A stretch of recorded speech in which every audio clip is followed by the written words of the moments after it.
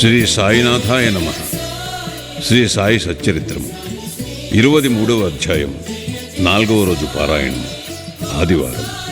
యోగము ఉల్లిపాయ, శ్యామ పాముకాటు బాగుగుట, కలరా నియమములను ఉల్లంఘించుట గురుభక్తి పరీక్ష.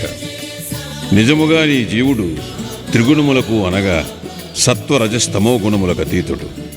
కాని మాయచే కప్పబడి వాని నయ్యమగు సచితానందమును మరచుచు తాను శరీరమే అనుకొనుచు అట్టి భావనతో తానే చేయువాడు అనుభవించువాడు అని అనుకొనుచు లెక్కలేని బాధలలో చిక్కుకొనుచు విముక్తిని కాంచలేకున్నాడు. విమోచనమునకు మార్గం ఒక్కటే కలదు. అది గురుని పాదములయందు ప్రేమమయమగు భక్తి.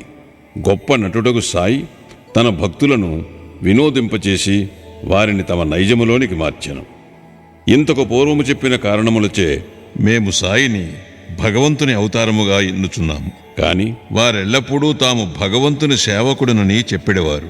వారు అవతార పురుషులైనప్పటికీ ఇతరులు సంతృప్తికరముగా ఎట్లు ప్రవర్తింపవలనో చూపుచుండెడవారు.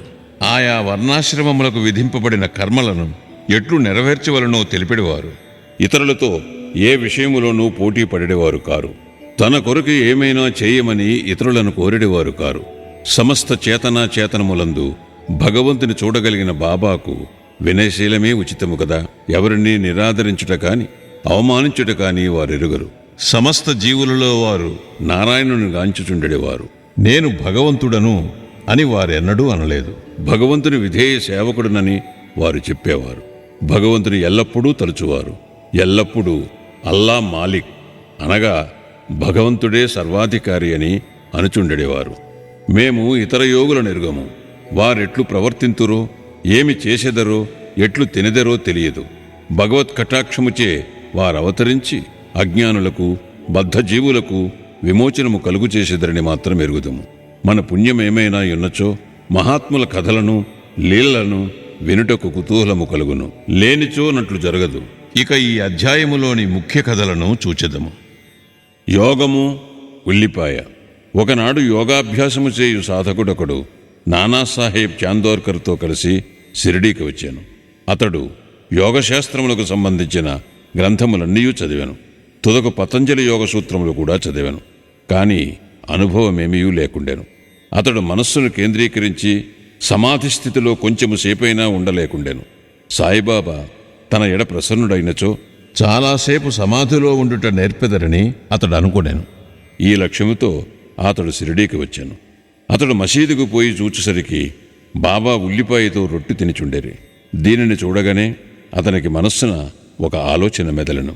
రుచిలేని రొట్టెను పచ్చి ఉల్లిపాయతో తినివాడు నా కష్టములనెట్లు తీర్చగలడు, నన్నెట్లు ఉద్ధరించగలడు?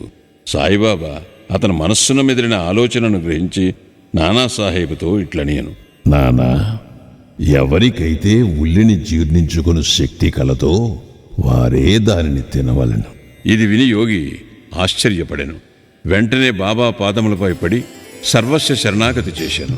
స్వచ్ఛమైన మనస్సుతో తన కష్టములను తెలిపి ప్రత్యుత్తరములు పడిశాను. ఇట్లు సంతృప్తి చెంది ఆనందించిన వాడే బాబా ఊదీ ప్రసాదముతో ఆశీర్వచనములతో షిరిడీ విడిచాను. పాముకాటు నుండి శ్యామాను కాపాడుట.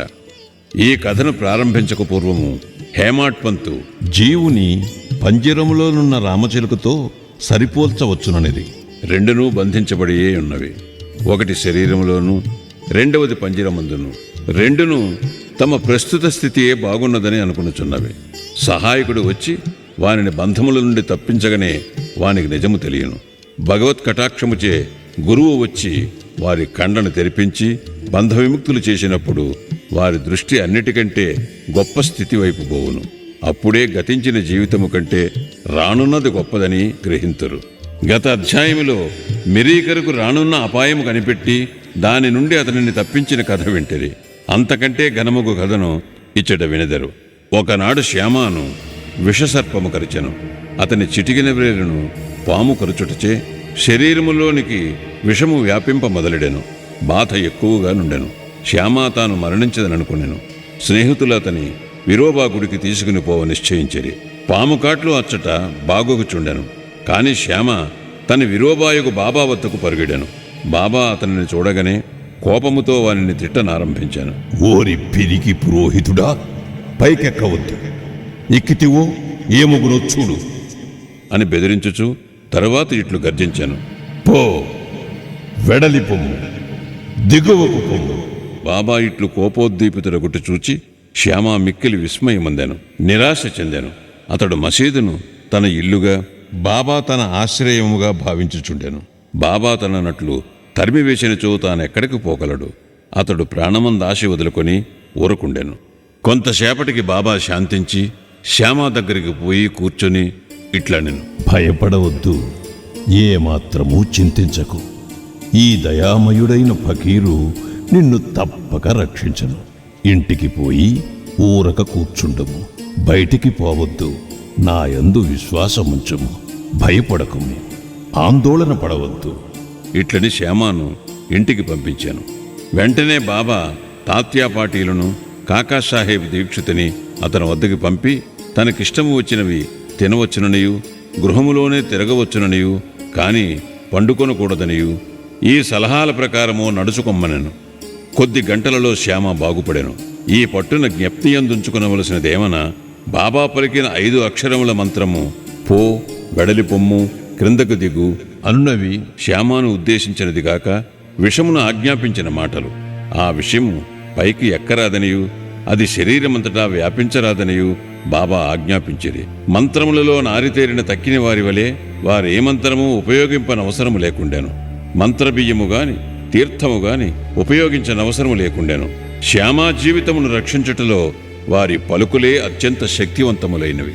ఎవరైనా ఈ కథ కాని ఇంకా ఇతర కథలు కాని వినినచో బాబా పాదములయందు స్థిరమైన నమ్మకము కలుగును. మాయయను మహాసముద్రమును దాటుటకు బాబా పాదములను హృదయములో ధ్యానించవలెను. కలరా రోగము. ఒకప్పుడు షిరిడీలో కలరా భయంకరముగా చెలరేగుచుండెను. గ్రామవాసులు మిక్కిలి భయపడిరి. వారితరులతో రాకపోకలు మానిరి.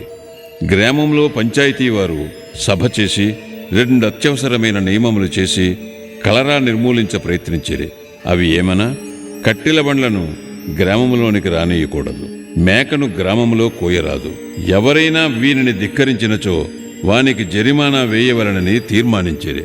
బాబాకి ఇదంతయు వట్టి చాదస్తమని తెలియను. కాబట్టి బాబా ఆ చట్టములను లక్ష్యపెట్టలేదు. ఆ సమయంలో కట్టెల బండి ఒకటి ఊరిలోనికి ప్రవేశించుచుండెను. ఊరిలో కట్టెలకు కరువున్నదని అందరికీ తెలియను. అయినప్పటికీ కట్టెల బండిని తరిమివేయుటకు ప్రయత్నించుచుండేది. బాబా ఆ సంగతి తెలుసుకుని అచ్చటికి వచ్చి కట్టెల బండిని మసీదుకు తీసుకుని పొమ్మని ఉత్తర్వునిచ్చాను. బాబా చర్యకు వ్యతిరేకముగా చెప్పుటకు ఎవ్వరూ సాహసించలేదు. ధుని కొరకు కట్టెలు కావలసి ఉండెను. కనుక బాబా కట్టెలు కొనెను. నిత్యాగ్నిహోత్రి వలె బాబా తన జీవితమంతయు ధునిని వెలిగించియే ఉంచెను. అందులకై వారికి కట్టెలు అవసరము కనుక వాటిని నిల్వ చేయువారు. బాబా గృహము అనగా మసీదు ఎప్పుడూ తెరిచియుండెడిది. ఎవరైనా పోవచ్చును. దానికి తాళము లేదు.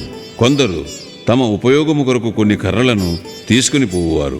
అందుకు బాబా ఎప్పుడునూ గొనుగుకొనలేదు. ఈ ప్రపంచమంతయు దేవుడే ఆవరించి ఉండుటచే వారికి ఎవరియందూ శత్రుత్వముండెడిది కాదు. వారు పరిపూర్ణ విరాగులైనప్పటికీ సాధారణ గృహస్థులకు ఆదర్శముగా ఉండుటకే ఇట్లు చేయుచుండెడివారు. గురుభక్తిని పరీక్షించుట. 2వ కలరా నిబంధనమును బాబా ఎట్లు ధిక్కరించునో చూతము.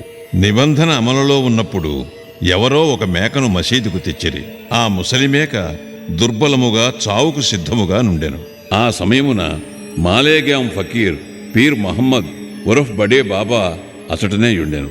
సాయిబాబా దానిని ఒక కత్తి వ్రేటుతో నరికి బలివేయుమని బడే బాబాకు చెప్పెను. ఈ బడే బాబా యందు సాయిబాబాకు ఎక్కువ గౌరవము. ఆయనను ఎల్లప్పుడూ సాయిబాబా తన కుడివైపున కూర్చొనబెట్టుకునేవారు. చిలుము బడేబాబా పీల్చిన పిదప సాయిబాబా పీల్చి ఇతరులకు ఇచ్చేవారు. మధ్యాహ్న భోజన సమయమందు సాయిబాబా సాదరముగా బడేబాబాను పిలిచి ఎడమ పక్కన కూర్చుండబెట్టుకుని పిమ్మట భోజనము ప్రారంభించేవారు. దక్షిణ రూపముగా వసూలైన పైకము నుంచి ఆయనకు దినమొక్కంటికి 50 రూపాయలు సాయిబాబా ఇచ్చుచుండెడివారు. బడేబాబా పోవునప్పుడు 100 అడుగుల వరకు సాయిబాబా వెంబడించువారు. అట్టిది బాబాకు వారికి గల సంబంధము. సాయిబాబా వారిని మేకను నరుకుమనగా అనవసరముగా దానిని చంపనేలయని బడేబాబా నిరాకరించాను. అప్పుడు సాయిబాబా శ్యామాను ఆ పని చేయమనెను. అతడు రాధాకృష్ణమాయి వద్దకు పోయి కత్తిని తెచ్చి బాబా ముందు పెట్టెను. ఎందులకు కత్తిని తెప్పించిరో తెలుసుకుని పిమ్మట రాధాకృష్ణమాయి దానిని తిరిగి తెప్పించుకునేను. ఇంకొక కత్తి తెచ్చుటకు శ్యామ పోయెను. కాని వాడా నుండి త్వరగా రాలేదు. తరువాత కాకాసాహెబ్ దీక్షితు వంతు వచ్చెను. వారు మేలిమి బంగారమే కాని దానిని పరీక్షించవలెను. ఒక కత్తి తెచ్చి నరుకుమని బాబా ఆజ్ఞాపించెను.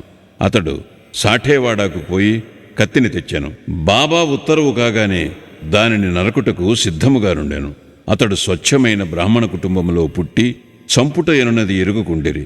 హింసించు పనులను చేయుట ఎందిష్టము లేనివాడైనప్పటికీ మేకను నరుకుటకు సంసిద్ధుడయ్యను. బడే బాబాయను మహమ్మదీయుడే ఇష్టపడనప్పుడు ఈ బ్రాహ్మణుడేల సిద్ధపడుచుండెనని అందరూ ఆశ్చర్యపడుచుండెరి. అతడు తన దోవదని ఎత్తి బిగించి కట్టుకునెను. కత్తిని పైకెత్తి బాబా ఆజ్ఞకై ఎదురు చూచుచుండెను. బాబా ఏమి ఆలోచించుచుంటివి? నరుకుము అనెను. అతని చేతిలోనున్న కత్తి మేకపై పడుటకు సిద్ధముగా నుండగా బాబా ఆగు. ఎంతటి కఠినాత్ముడవు! బ్రాహ్మణుడవై మేకను చంపెదవా? అనెను. బాబా ఆజ్ఞానుసారము దీక్షిత్ కత్తిని క్రింద పెట్టి బాబాతో ఇట్లనియను. నీ అమృతము వంటి పలికే మాకు చట్టము. మాకింకొక చట్టమేమీయూ తెలియదు. నిన్నే ఎల్లప్పుడూ జ్ఞప్తి ఎందుంచుకునేదము. నీ రూపమును ధ్యానించుచు రాత్రింబవళ్ళు నీ ఆజ్ఞలు పాటింతుము. అది ఉచితమా కాదా అన్నది మాకు తెలియదు. దానిని మేము విచారించము. అది సరి అయినదా కాదా అని వాదించము, తర్కించము. గురువు ఆజ్ఞ అక్షరాలా పాటించుటయే మా విధి, మా ధర్మం. బాబా తామే మేకను చంపి బలి చేసేదనని చెప్పిరి. మేకను తకియా అనుచోట చంపుటకు నిశ్చయించిరి. ఇది ఫకీరులు కూర్చుని స్థలము. అచటికి దానిని తీసుకుని పోవునప్పుడు మార్గమధ్యమున అది ప్రాణములు విడిచాను. శిష్యులు ఎన్ని రకములో చెప్పుచు ఈ అధ్యాయము హేమాడ్ పంతు ముగించుచున్నారు. శిష్యులు 3 రకములు: ఉత్తములు, మధ్యములు, సాధారణులు. గురువులకు ఏమి కావాలనో గుర్తించి వెంటనే వారు ఆజ్ఞాపించకపోర్వమే దానిని నెరవేర్చువారు ఉత్తమ శిష్యులు. గురుని ఆజ్ఞానుసారము ఆలసింపక అక్షరాలా నెరవేర్చువారు మధ్యములు. 3వ రకము వారు అడుగడుగునకు తప్పులు చేయుచు గురుని ఆజ్ఞను వాయిదా వేసెదరు. శిష్యులకు దృఢమైన నమ్మకం ఉండవలను. తోడుగా బుద్ధి కుశలిత ఓరిమి యున్నచో అట్టి వారికి ఆధ్యాత్మిక పరమావధి దూరము కాదు. ఉచ్ఛ్వాస నిశ్వాసములను బంధించుట గాని హఠయోగము కాని ఇతర కఠినమైన సాధనలన్నీ అనవసరము. పైన చెప్పిన గుణములను అలవరుచుకున్నచో వారు ఉత్తరోత్తరోపదేశములకు అర్హులగుదురు. అప్పుడు గురువు తటస్థించి జీవిత పరమావధిని పొందుటకే ఆధ్యాత్మిక మార్గమున నడిపింతురు. వచ్చే అధ్యాయములో బాబా యొక్క హాస్యము, చమత్కారములు గూర్చి చెప్పుకుందాము. శ్రీ సాయినాథాయ నమః. 23వ అధ్యాయము సంపూర్ణము. సద్గురు శ్రీ సాయినాథార్పణమస్తు. శుభం భవతు.